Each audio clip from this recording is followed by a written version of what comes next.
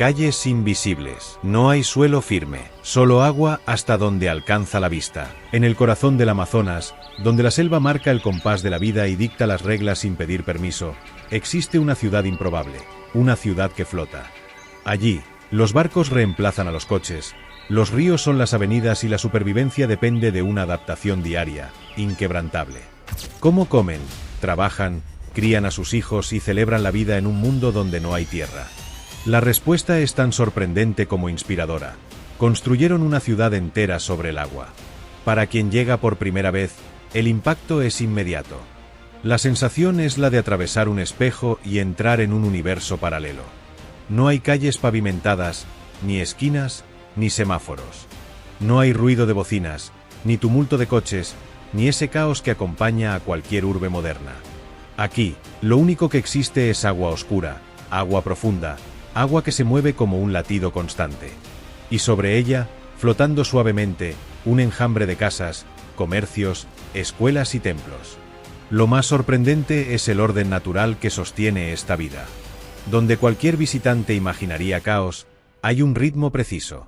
Como si la comunidad hubiera aprendido a respirar al compás de las mareas.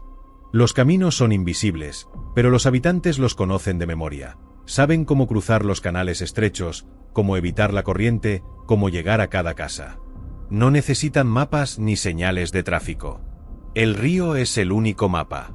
En lugar de rugidos de motores y frenos, lo que llena el aire es un sonido más sutil y constante. El zumbido de pequeñas embarcaciones llamadas rabetas. Estas canoas estrechas, hechas de madera, se impulsan con un motor sencillo que zumba como un insecto metálico. Son el taxi, el autobús, la moto y el coche, todo en uno. Con ellas, los habitantes van de una casa a otra, de la escuela al mercado, del templo al restaurante flotante. Sin rabeta, no hay ciudad. Y, sin embargo, pese a que todo está sobre el agua, la ciudad tiene todo lo que se esperaría en tierra firme. Hay escuelas flotantes donde los niños aprenden sumas, lecturas y canciones. Aulas de madera elevadas sobre grandes troncos, con pizarrones que reflejan la luz del sol, pupitres alineados y recreos que transcurren en pasarelas improvisadas. Desde lejos, podrían confundirse con chozas humildes, pero son el corazón de los sueños de cientos de niños que saben que la educación es la única puerta hacia otro futuro. Hay iglesias católicas y evangélicas que se llenan cada domingo. Las campanas resuenan sobre el agua, y los cantos, ya sean himnos solemnes o canciones de adoración, se expanden como ecos flotantes. La fe es un pilar invisible que mantiene a estas familias en pie, más firme que cualquier columna de cemento. También hay mercados y pequeñas tiendas de barrio que venden lo esencial y lo inesperado. Allí puedes encontrar jabón, arroz, aceite de cocina, paquetes de fideos, pero también golosinas de colores, gaseosas frías en botellas de vidrio, pescado fresco que acaba de saltar de la red y, en ocasiones, queso producido en pequeñas granjas ribereñas. Algunas tiendas incluso ofrecen conexión a Internet, aunque frágil y limitada. Una paradoja tecnológica en medio de un mundo que todavía se siente salvaje. La vida cotidiana incluye detalles que asombran. Hay salones de belleza flotantes que se llenan antes de festivales comunitarios, con mujeres peinando, arreglando uñas, preparando a las clientas para la celebración. Hay bares que sirven cerveza fría y restaurantes que ofrecen calderadas de pescado, estofados humeantes de tambaqui o surubim, siempre acompañados del canto incesante de los pájaros y el chapoteo del agua bajo el suelo de madera. Uno de los paisajes más curiosos es el de las gasolineras flotantes. Donde en cualquier otra parte habría coches esperando turno, aquí hay una fila de lanchas y canoas alineadas, aguardando combustible para seguir navegando. El olor del diésel se mezcla con el de la humedad del río, creando un contraste que simboliza lo que es esta ciudad, tradición y modernidad entrelazadas sobre un mismo caudal. Pero la ciudad flotante no es solo un lugar para sobrevivir, es también un destino que hipnotiza a cualquiera que la contemple. La visión de un vecindario entero que sube y baja con las mareas, como si respirara, es capaz de dejar sin palabras incluso a los viajeros más experimentados. Casas, escuelas, templos, mercados y hasta gasolineras flotan al ritmo del río. Lo que a primera vista parece imposible, aquí es cotidiano. Lo que rodea a esta urbe la hace aún más extraordinaria, la selva amazónica en su estado más puro. Verde inagotable, sonidos que nunca callan, vida que rebosa en cada rincón. Desde las plataformas de madera de las casas flotantes se pueden escuchar aves que se elevan en lo alto, ver monos moviéndose entre los árboles y, con suerte, hasta observar a un delfín rosado asomar la cabeza junto a una canoa. La frontera entre la ciudad y la naturaleza es tan delgada que a veces parecen confundirse. El acceso es otra parte de la magia. No hay carretera que lleve hasta aquí. Solo se entra por agua. Quien parte desde Manaos debe abordar una boadeira, una canoa motorizada que surca los canales y que, durante el trayecto, ofrece un espectáculo inolvidable. Bandadas de pájaros cortando el cielo, delfines que acompañan la embarcación, monos aulladores gritando a lo lejos. Es un viaje en sí mismo, un recordatorio de que la llegada a esta ciudad es tan impactante como la ciudad misma. El ciclo de las aguas marca el ritmo de la vida. Durante la estación de lluvias, los bosques inundados se transforman en escenarios de otro mundo.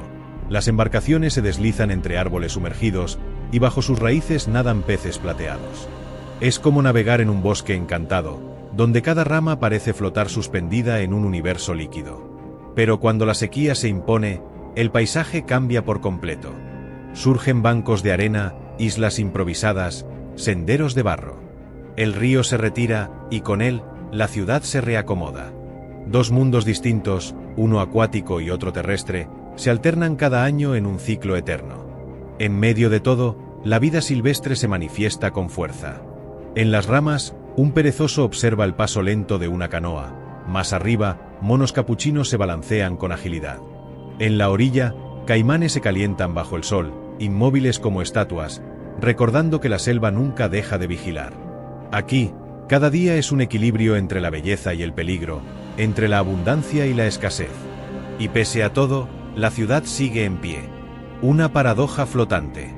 Un mundo donde las casas respiran con las mareas, donde el mercado abre sobre el agua y donde la vida, aunque precaria, insiste en florecer. Esta es la primera cara de la ciudad flotante, un lugar que parece sacado de la fantasía, pero que late con la realidad más cruda. La vida en la ciudad flotante no está sostenida por oficinas, fábricas ni centros comerciales. Aquí, la economía es líquida, moldeada por el río, la selva y la creatividad de quienes lo habitan. Lo que en otros lugares sería rutina, aquí se convierte en ingenio. Cada real que circula depende de lo que el agua y el bosque ofrecen. El corazón de esta economía late en la pesca artesanal. Con las primeras luces del día, familias enteras parten en pequeñas canoas de madera. Llevan redes, anzuelos y paciencia infinita. Buscan tucunaré, tambaqui, pirarucú, surubim y decenas de especies que el Amazonas regala con generosidad y severidad a partes iguales. A veces, la pesca es abundante. Los botes regresan cargados, el mercado se llena de peces plateados y las ollas hierven con calderadas que perfuman el aire. Otras veces, el río es mezquino, y lo que se obtiene apenas alcanza para alimentar a la familia. Los más experimentados venden su captura directamente, de barco a barco, a los vecinos que esperan en las pasarelas flotantes. Otros llevan el pescado a mercados improvisados sobre balsas. Y están los intermediarios, conocidos como atravesadores, que compran en grandes cantidades y transportan el producto hasta Manaos, donde el valor se multiplica. La pesca no es solo trabajo, es el hilo invisible que conecta la ciudad con la gran urbe cercana y que garantiza que, aun flotando en medio de la selva, siga existiendo un puente con el mundo exterior. Pero el río no es el único recurso. El bosque circundante es un supermercado natural que nunca cierra. De las palmeras de Acaí cuelgan racimos que se cosechan trepando troncos altos con fuerza y destreza. Las nueces de Brasil se recolectan con paciencia, esperando la caída de las cápsulas pesadas que esconden el fruto. También hay pupuna, cupuacú, plátanos y mangos. Frutas que se venden frescas, se convierten en jugos o en dulces caseros que viajan en canoas hasta Manaos. La yuca es quizás el cultivo más valioso. De ella surge la harina, la tapioca, el beiju, alimentos que no solo nutren, sino que también sostienen la identidad cultural de la región. Producir harina de yuca es un ritual colectivo: rallar, prensar, secar, tostar. Cada paso exige tiempo, esfuerzo y, sobre todo, transmisión de conocimiento de generación en generación. Las mujeres son el latido oculto de esta economía flotante. Muchas administran pequeños negocios desde sus casas, venden productos desde el porche, preparan comidas para vecinos, ofrecen cortes de cabello, confeccionan artesanías o fabrican jabones caseros. Son multitarea por necesidad. Cocinan, cuidan, limpian y al mismo tiempo generan ingresos que mantienen a flote a sus familias. Su trabajo invisible es, en realidad, el motor que sostiene la ciudad. Sin embargo, por muy ingeniosos que sean, los habitantes enfrentan carencias que marcan cada aspecto de su vida diaria. Lo que en cualquier otra ciudad es básico, aquí es un lujo o un desafío constante. El primer gran problema es el agua limpia. Paradójico, pero real. Rodeados de agua, carecen de agua potable. El río Negro provee todo, pero también lo contamina todo. Sin sistema de alcantarillado ni tratamiento, los desechos de las letrinas caen directamente al río. La misma agua que alimenta, que transporta y que refresca, arrastra consigo la huella de la vida humana. Algunas familias recolectan agua de lluvia en techos de zinc y la guardan en tanques improvisados. Otras usan filtros rudimentarios de tela, intentando atrapar impurezas. Quienes tienen algo de dinero hierven agua, siempre que cuenten con combustible o electricidad suficiente. Pero muchos terminan bebiendo directamente del río, sabiendo que contiene bacterias y contaminantes. En esta ciudad, beber agua es un acto de fe tanto como de necesidad. El segundo obstáculo es la basura. No existe un sistema de recolección ni de reciclaje formal. Cada familia se las ingenia como puede. Lo que arde, se quema. Lo que flota, se empuja al río. Lo que sobra, se acumula en esquinas. Con el tiempo, la basura forma manchas entre las casas, obstruye los canales y se convierte en parte indeseada del paisaje. Una contradicción dolorosa en un lugar rodeado de la mayor biodiversidad del planeta. El tercer desafío es la atención médica. No hay clínicas permanentes ni hospitales cercanos. Tampoco ambulancias acuáticas. Si alguien enferma, la única opción es embarcarse rumbo a Manaos.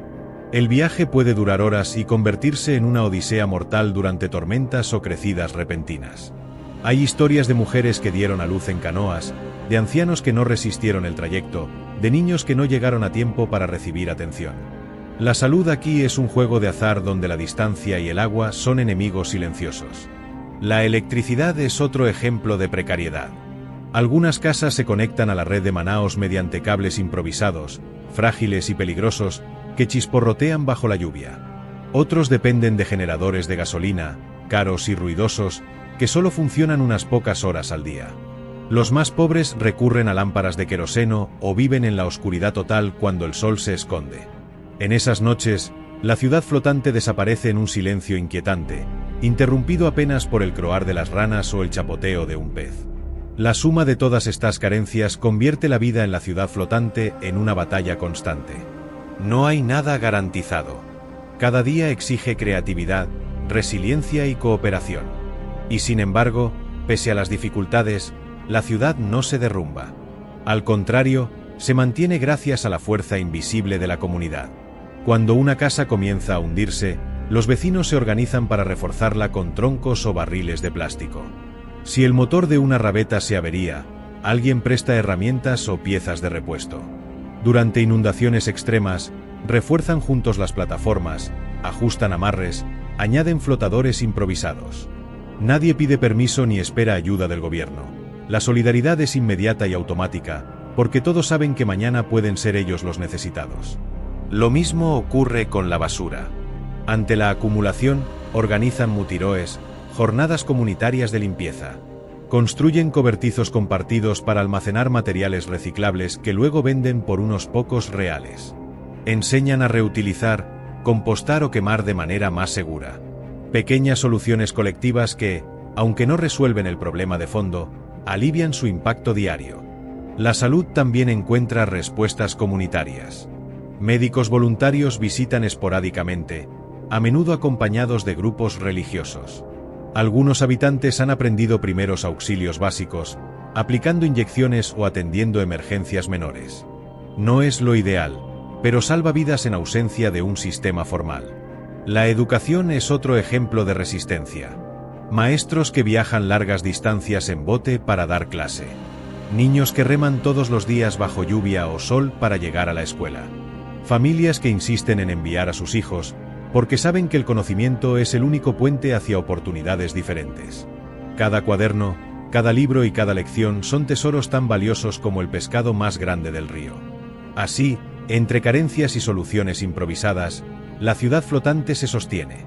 No por infraestructura, no por ayuda estatal, sino por la convicción colectiva de que la vida, aunque difícil, puede continuar.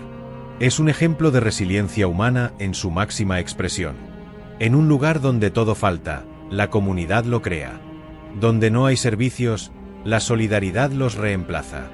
Donde otros verían abandono, ellos ven oportunidad. Toda ciudad guarda un secreto en sus raíces. La flotante del Amazonas no es la excepción. Su origen está ligado a la necesidad, a la improvisación y al instinto más antiguo de la humanidad: sobrevivir. Hace más de medio siglo, la expansión de Manaos y la migración desde comunidades ribereñas crearon un fenómeno inesperado. Familias que vivían dispersas a lo largo de los afluentes comenzaron a acercarse al corazón urbano buscando trabajo, escuela y servicios. Pero Manaos no podía absorber a todos. La tierra era escasa y cara. Entonces, quienes no tenían donde asentarse miraron hacia el río, su compañero de toda la vida, y decidieron habitarlo. Las primeras casas flotantes eran chozas simples, levantadas sobre troncos huecos de samaúma o balsas improvisadas con tablones de madera. Eran viviendas precarias, fáciles de desplazar, que seguían la tradición ancestral de los pueblos indígenas que ya habían construido malocas flotantes en tiempos pasados para resistir las crecidas. Lo que comenzó como refugio temporal terminó convirtiéndose en permanencia. Con el tiempo, más familias se sumaron, y la suma de casas formó calles, barrios, una comunidad entera. La paradoja se instaló desde el inicio. Una ciudad invisible en los mapas oficiales, pero real en cada aspecto de la vida cotidiana. Para las autoridades, durante años, la flotante fue un asentamiento irregular, casi clandestino. Para quienes la habitaban, era el único hogar posible. No fue un fenómeno aislado. La humanidad ha demostrado una y otra vez que puede construir ciudades donde pareciera imposible. En Nigeria, por ejemplo, Makoko se extiende sobre la laguna de Lagos como un entramado de casas de madera y pasarelas elevadas. En Asia, comunidades enteras en Camboya, Vietnam y Tailandia han vivido durante siglos sobre lagos y ríos, con mercados flotantes que son patrimonio cultural. Incluso en Europa existen precedentes. Ámsterdam o Giethoorn en los Países Bajos, con casas barco que desdibujan la frontera entre tierra y agua. Lo que diferencia a la ciudad amazónica es su escala y su relación con un ecosistema tan salvaje y poderoso. Aquí no hay diques ni ingeniería sofisticada que controle las aguas. La ciudad no domina el río, flota con él.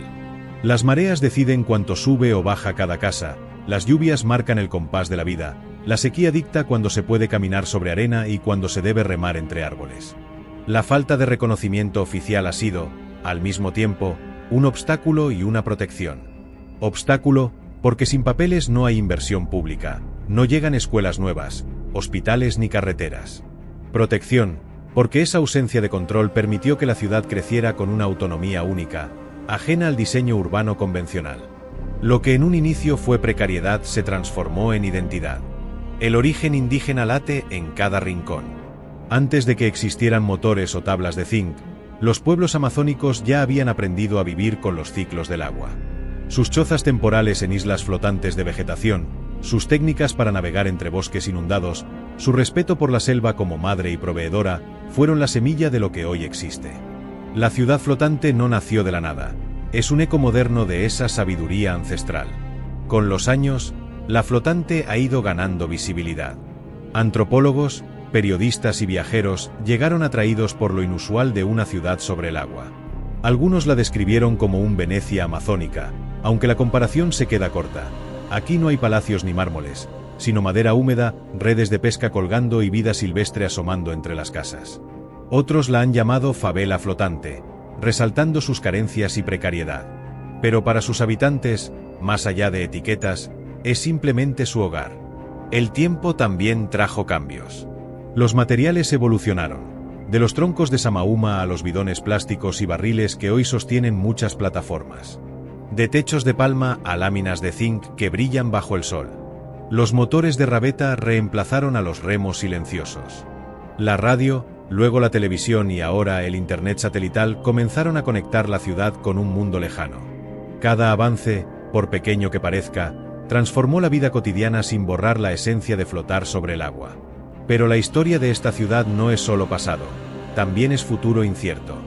El cambio climático amenaza con alterar los ciclos de crecida y sequía, volviendo impredecible lo que antes era estable. La presión inmobiliaria en Manaos aumenta, y algunos gobiernos han intentado reubicar a las familias en tierra firme, ofreciendo casas en barrios periféricos. Sin embargo, muchos rechazan la propuesta, sienten que no sabrían vivir lejos del agua. El río no es solo un recurso, es su identidad. Comparada con otras ciudades del mundo, la flotante amazónica representa un experimento humano fascinante.